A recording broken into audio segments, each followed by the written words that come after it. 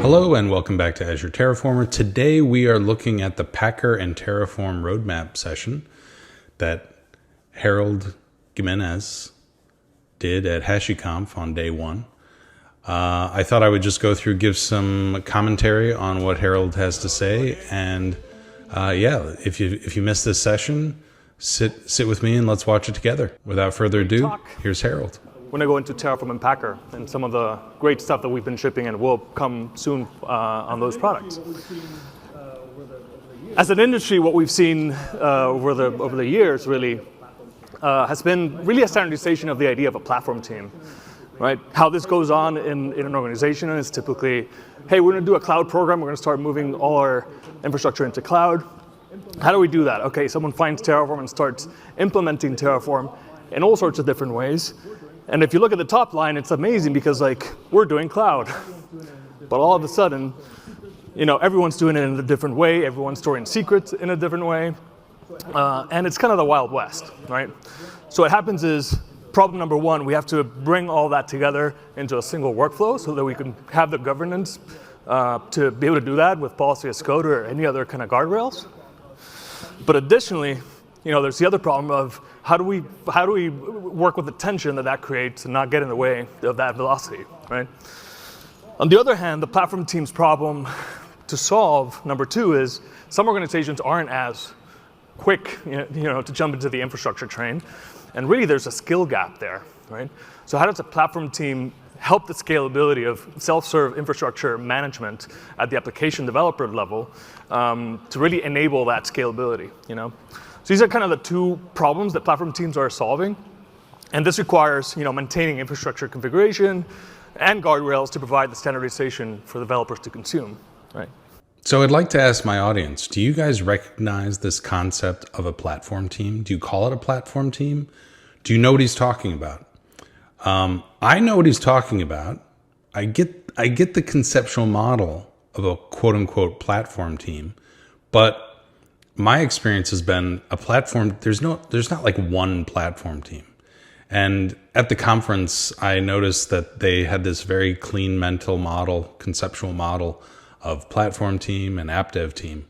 But it's in practicality in the real world, it's really not that clean and simple, is it? The reality is your platform team, just like your app dev team, is really a whole bunch of teams, right? And I would say the app dev teams are probably a little bit more consistently organized than I've seen platform teams organized. And maybe it's like Harold's saying, our industry is still trying to figure out how to organize this type of role, this type of group of people, and the role and the function that they serve. And we're trying to move out of these kind of the way they used to be organized, which was kind of technical disciplinary silos, right? You've got the network team, you've got the security team, you've got the infrastructure team, which is a code for people that used to manage the vSphere environment, right? You got the storage team, right? Those guys that manage the NAS environment. So I think what HashiCorp, has done at HashiConf is kind of take that concept of basically folks that are working on shared infrastructure, right? And they're calling that the platform team. And they're kind of abstracting that concept of all of these technical disciplines, right, into one team. But my question for you is, the organizations that you're in, are you guys actually organizing in that way? Is there a concept of a platform team that has all of these disciplines represented there? Or do you guys really have more multiple platform teams, right, that's still aligned to various technical disciplines, networking, security, storage, etc.? It seems to me that organizations would still have those kind of within their platform teams. They would still have kind of technical discipline orientation, right? i.e., running a Kubernetes cluster, you pretty much need, Kubernetes skills. running a NAS, you aren't probably not going to need Kubernetes skills. You're probably going to need, whatever NAS storage architecture, whatever NAS, utilities that you're going to use to manage the NAS. So it still seems like the reason why those teams existed in their silos is that the problem space was big enough that we need and specialized enough that we needed dedicated folks that just grokked whatever that was like really, really well, so that the rest of the organization didn't have to, right? And in many ways, some of this is like moved out of a technical practitioner, and moved more into, governance, right? Like security is a great example of that. Like it's very taboo to just say, oh, I don't do security, I just write apps, right? From a practical standpoint, it's become very taboo, not really taboo, but like uncommon for app dev teams to be like, well, I don't know anything about my infrastructure, right? I just like hand it to these guys and they go deploy it. Most teams, have a hand in that deployment process, no matter what compute paradigm they're using. If they're using VMs, maybe they have a hand in building Packer images. Maybe they understand like the VMs that they're going to ultimately get provisioned to. Maybe they don't control, the NAS that they use for storage or something like that, but these app dev teams do have kind of an understanding of the infrastructure that they deploy to. Maybe they have a hand in provisioning it. But maybe there's the infrastructure team that basically governs usage, right? Like, I'm sorry, Mr. Developer, you can't use like, gazillion dollar, GPU, per minute or per hour, SKU for your, bread and butter, like line of business application, right? And maybe from a networking standpoint, the networking discipline is like, no, you can't just randomly provision to different CIDR blocks. You have to come and request CIDR blocks, and we'll allocate CIDR blocks to you so that we don't have conflicts enterprise wide, right? As opposed to like, hey, please provision me a network. It's like, help me, provision a network, that has been ordained by the governing body, right?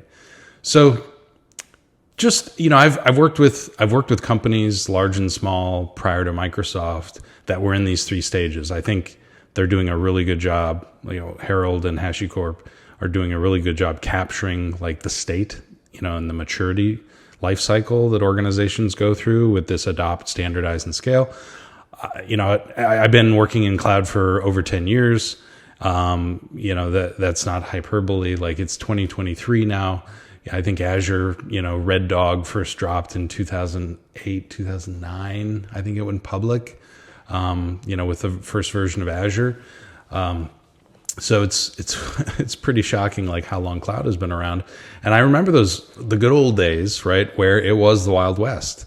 And 5-6 years ago, I remember, first seeing customers and helping customers like, oh my God, we just went through this like adopt phase, right? Of course, they didn't think about it that way. It was more like, but they're describing this adopt phase. We provisioned a whole bunch of stuff out there. We were the coolest kids in town, and we were using AWS, early adopters of AWS, and now it's a huge mess. We got CIDR block conflicts now that we're finally connecting to our private network on-prem. There's no cohesive or coherent IAM policy. Everybody has access to everything. I mean, it is like we don't even have a subscription model. Like there's no such thing as AWS organizations or Azure management groups. Like it's a mess. It's an absolute mess.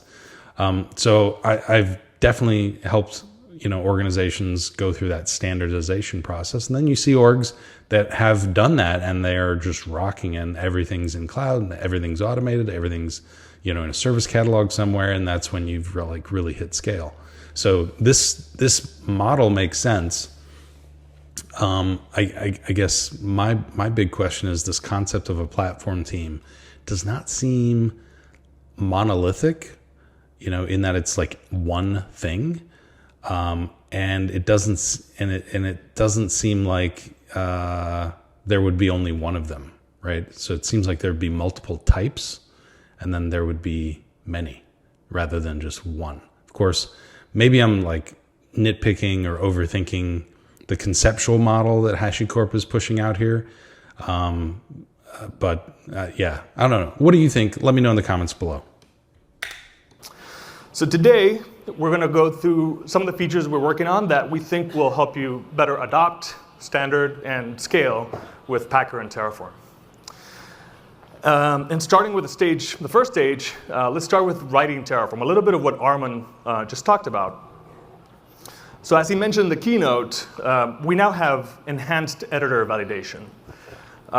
What we see is you're writing Terraform code in an editor, and you need to validate that. And that really means the tedious process of going back to the terminal, running Terraform init, running Terraform validate, seeing what the errors are, kind of sifting through, and let me understand kind of what line this is in, go back to the editor, make a change, and do that over and over and again.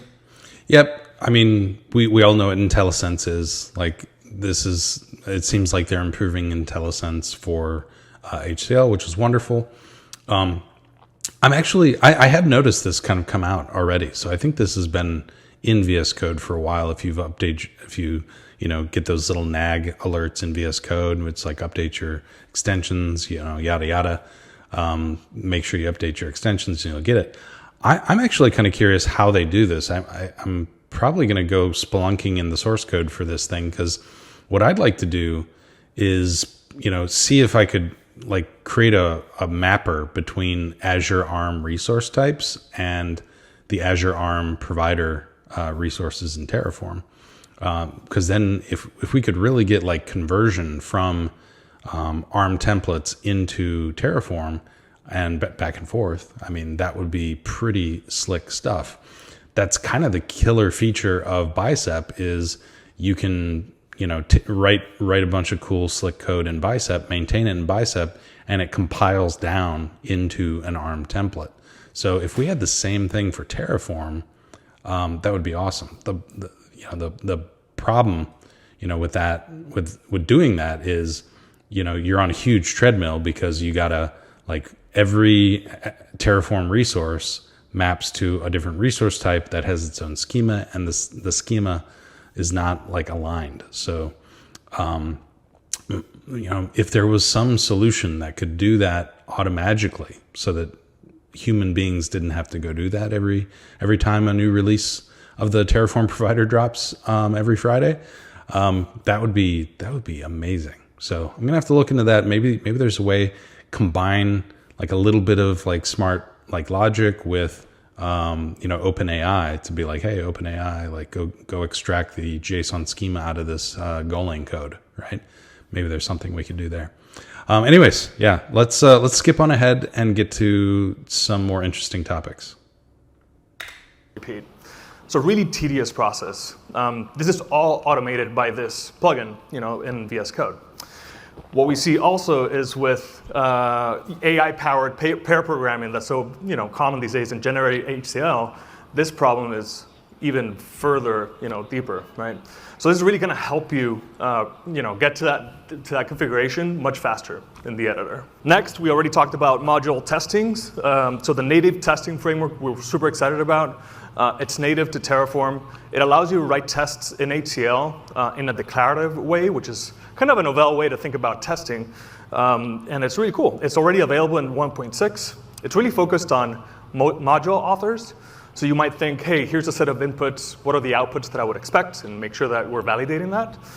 You might test module upgrades, right? Or you may also test things about the ecosystem around the module. So what about the Terraform version or any other provider version? You want to make sure that everything kind of works seamlessly, right?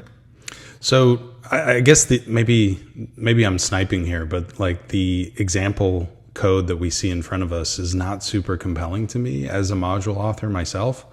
Again, it's a sample code, right? It's probably a Contoso or a Northwind database kind of like example, but so I'm probably not being fair and knocking it, but there's got to be more interesting things to do, during your test process. So I need to get into this. I need to dig in and see like what you can really do with this. I'm not like just very superficially at this, like looking at this screenshot. I'm not super excited, but I'm hopeful that it can do a lot more than what that is showing us, because verifying that the bucket name is what we expect it to be is like what's that going to do? Like if I generate a random name or something like that, like I don't even know like why that would be a test. But again, probably just a poorly picked example code snippet just to give the concept of like what it's doing. But yeah. And as Armin also showed, we also have some workflows within TFC to facilitate this, right? So this is a Git branch-based workflow for module authoring and publishing. What happens is Terraform Cloud is going to pick up changes in Git and kick off tests. So you'll have like a remote test runner validating those modules. And once you're happy with that, you can go ahead and publish it. Right, so really streamlining that process of publishing modules and making them available. Right. Beyond that, as you heard, I mean, this is pretty much what you can do in Azure DevOps or GitHub Actions. I've done this previously. Of course, this was not using Terraform Test. It was just using Terraform Apply, and then verifying my modules work, right, and my team's modules work, so that when we submitted pull requests, we would automatically run a Terraform apply using randomized values to provision the module, make sure that the module provisioned successfully, and that there were no issues there. Now this gets really, really tedious if you try and do A to B testing, like version A to version B module testing, like you want to upgrade a module that's already been provisioned. But it's relatively simple for first time apply testing, but which I would say is kind of like your baseline level of testing of a Terraform module. Like, does this thing work first time apply? It's really kind of day two testing that becomes very difficult. Well, if you don't have tests, which I assume nobody does because we just released this, we'll generate some tests for you, and they'll be kind of okay. 70, 80% is what we're going for. But generally, that's usually what I go for anyway, 70, 80%, and call it a day. The good old college try. Using AI to kind of really accelerate that adoption and getting you to a good place fast, right? There's a deep dive on this topic right after this talk, so I encourage you to take a look and learn more, a lot more. Definitely have to check that out. Another cool piece that we're bringing to Terraform very soon is the idea of custom functions, right? Now, this is a pretty major announcement. I'm surprised it didn't make it into Armin's keynote, day one keynote, because I mean, this is a pretty radical change. As you know, like with Terraform, with HCL rather. There are a certain set of system functions built into the tool. But this would actually allow Terraform providers to create their own functions that do various things. How you would I guess they have it built into that code right there. How you rationalize, like, if there's conflicts between providers, you have to prefix the function with the provider name. That makes sense. Okay. That's pretty clean.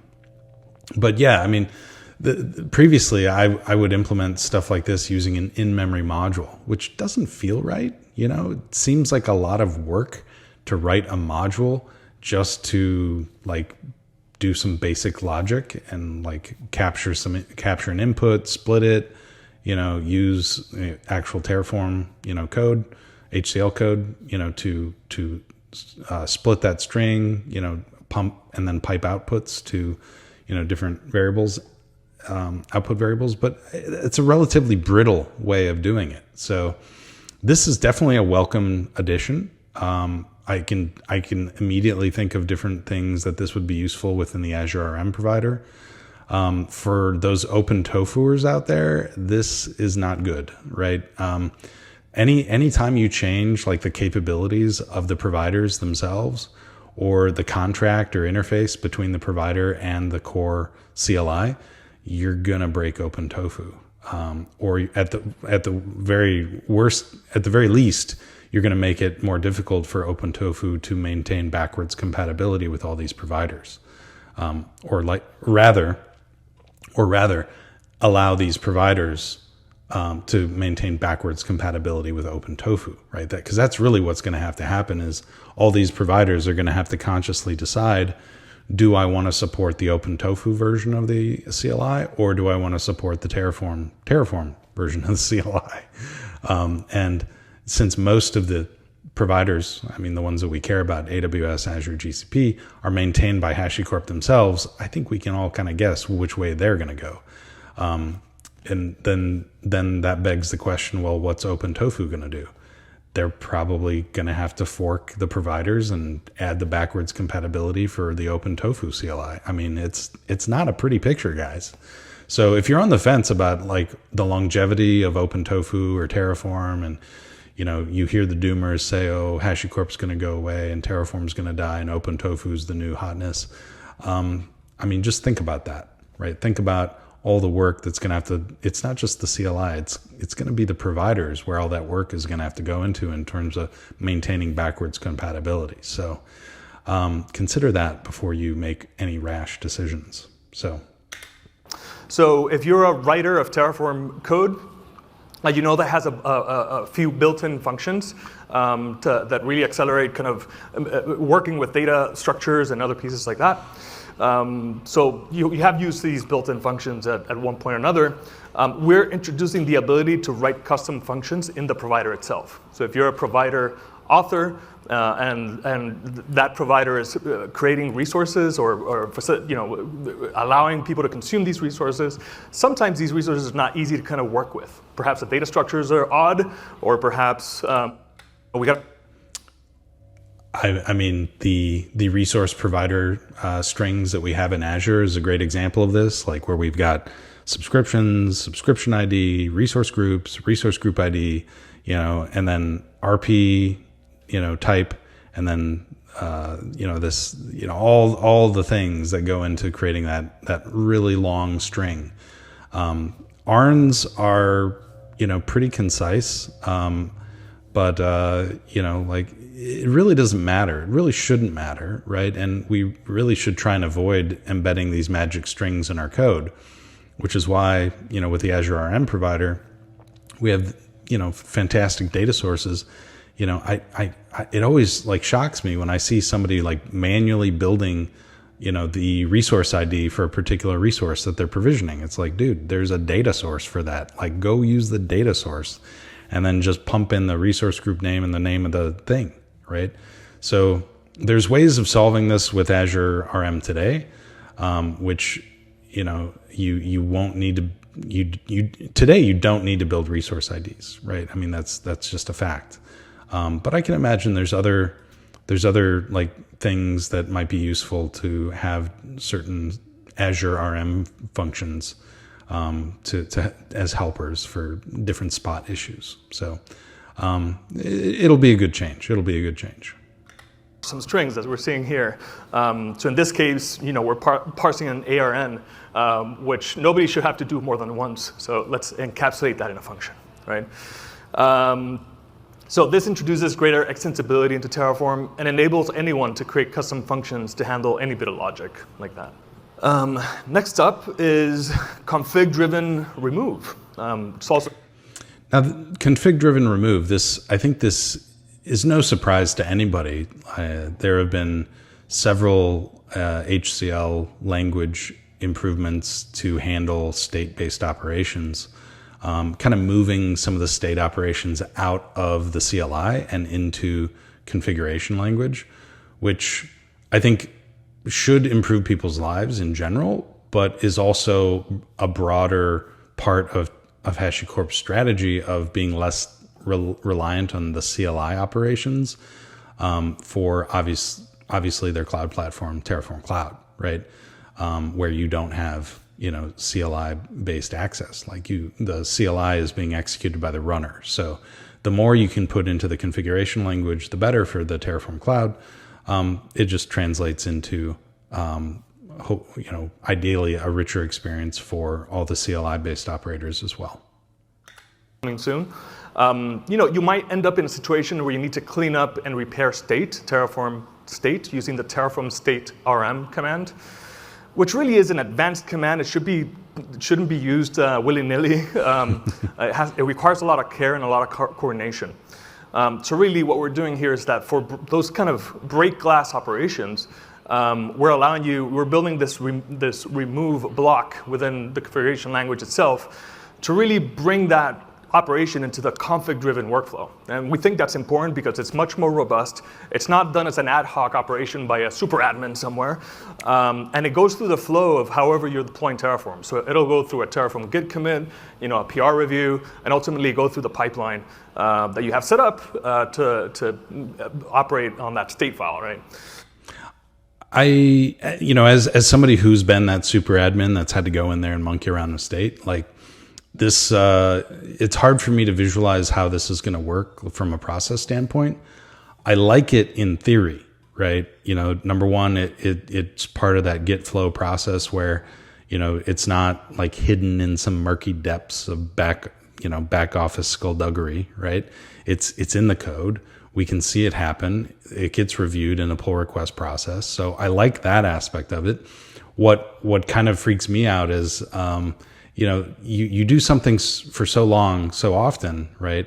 That you build muscle memory, and now it's like, it's like you're on a treadmill for like 10 years, and then somebody takes you off of that and throws you on an elliptical machine. You're like, why are my hands moving this way? Like, I don't understand. So I think for me, like, I just have to kind of wrap my head around this new way of doing things and build that muscle memory. Like I've had similar issues, like adopting for each instead of count, just because I'm kind of used to doing things a certain way. So I think with these config-based state operations, the same thing is going to have to happen for me and other operators that are used to dropping into the CLI and then connecting up to our backend state locally. So that's coming soon as well. Super excited about that. So lots of new features in that first stage. Editor validation, testing frameworks, deep feature there. Custom provider functions. Super excited to see that coming out, and just facilities for removing resources from state. It's interesting that these features are kind of tagged to that cloud adoption maturity, stage. That's not really how I would think about it. Maybe in their minds, these are like baseline features that everybody should have, before moving up the stack. But it's kind of a weird way of thinking about it. But I wouldn't think like advanced, operator, state management, like with config-driven remove or provider functions would like lend themselves to cloud adoption or infrastructure as code adoption. So it's a little bit of a leap for me in terms of like trying to align to that maturity graph for organizations. But it seems like that this talk is kind of structured in that way. You have to, right? Let's move on to stage 2, the standardization phase. So to recap on the standardization, let's talk about no code real quick. So no code, again, from the Armin talk, their HashiCorp has kind of like attached themselves to this no code buzzword. No code, low code is a real thing. I'm not trying to not all, like most buzzwords are backed up by real things. It's always funny to watch like the buzzword wave, when high definition TVs were coming out, like everything was HD, right? And I'm trying to, what are the other ones? Like, oh yeah, digital. Remember, everything was digital. Like I gotta have my digital experience, my digital hamburger, everything's digital. Everything like no code AI or like kind of those words like now. But like, this is like no code modules are basically, referencing a service catalog, right? And we've had service catalogs for a long time. But so it's not like something new, right? of course, maybe I'm being super like overly cynical here, right? I mean, the, Excel, power user from like 1986 is probably like low code, no code, man. Like I've been doing low code, no code for 40 years, dude. Like we had low code back in, Lotus 1-2-3 days, So I realize like it might be a little cynical, but the way I think about these no-code modules is really like an infrastructure as code-powered service catalog, right? It's surfacing those success patterns, those infrastructure as code templates up to users that don't want to interact at the code level with their Terraform. And to me, that manifests on, AWS, on Azure as service catalog, using those cloud native infrastructure as code, like meta languages, like ARM and CloudFormation, which exist. But, I think it's really cool and smart that HashiCorp is, providing that within their ecosystem in a multi-cloud way, leveraging Terraform. Makes absolute sense. I know some large and highly scaled infrastructure as code houses, shops, whatever you call it, have done this internally with their own Terraform modules. So this isn't, like new thing, but this is kind of like bringing it to the masses. Maybe those very uber mature Terraform shops won't adopt this, but that's fine. But this just makes it accessible to the masses, I think, which is very cool. So Terraform-based service catalog, aka no-code modules. No-code modules, the idea is a platform team is going to write modules that encapsulate the common patterns that exist within an organization. Some examples might be a database service or a 3-tier application, anything like that. WordPress. And the idea is an application developer, a data scientist, anyone else in an organization is able to provision those environments without really knowing Terraform, without even knowing infrastructure, without knowing HCL, et cetera. There'll be an easy way to kind of, from TFC itself or TFE, to provision those workflows. So the user goes in, selects the no-code module to provision, and off they go. Terraform Cloud will generate a workspace and run plan and apply and get the environment stood up. Now, there's a big gap, or there has been a big gap with this product. It's been in beta up to now, but now going GA. In that, what do we do when we need to update these modules? So you're a platform team, and we want to update the underlying infrastructure or change something. Maybe I set it up with Memcached, and now it has to be Redis, or MySQL to Postgres, anything like that. What do we do about being able to do those updates and manage the lifecycle of those updates, right? So that's the functionality that we're announcing today, currently in beta, is that you as a platform team engineer can now update a module, indicate the new version of the module that's pinned for being used as a no-code provisionable module. And at that point, there's going to be a workflow where the application developers will see, oh, I need to update to this new version.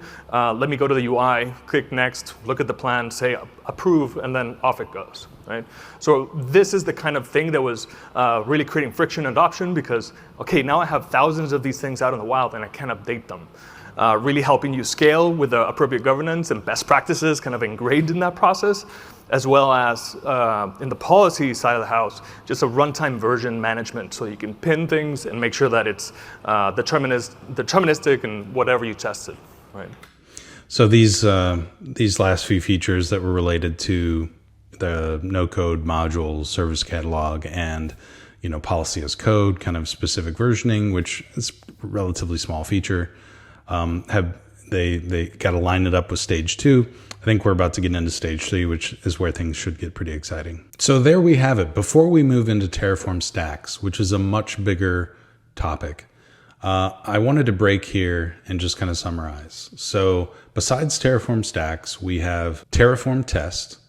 We have provider-specific functions. We have yet another state configuration or state manipulation command that's made its way into configuration code. I almost said configuration markup. And we have some enhancements to Terraform Cloud, with relating to ephemeral workspaces and, applying policy as code. So those were kind of the biggest announcements related to Terraform. that we got to double click on there with Harold. Up next, I hope you stay with me. We're going to dig into Terraform Stacks and see what Harold has to say about that. So if you're enjoying this content, if you enjoy my commentary on the HashiConf talks, please smash that like button and consider subscribing to my channel. And check out my other content related to terraforming Azure. That's it for today. Until next time, this is the Azure Terraformer signing off.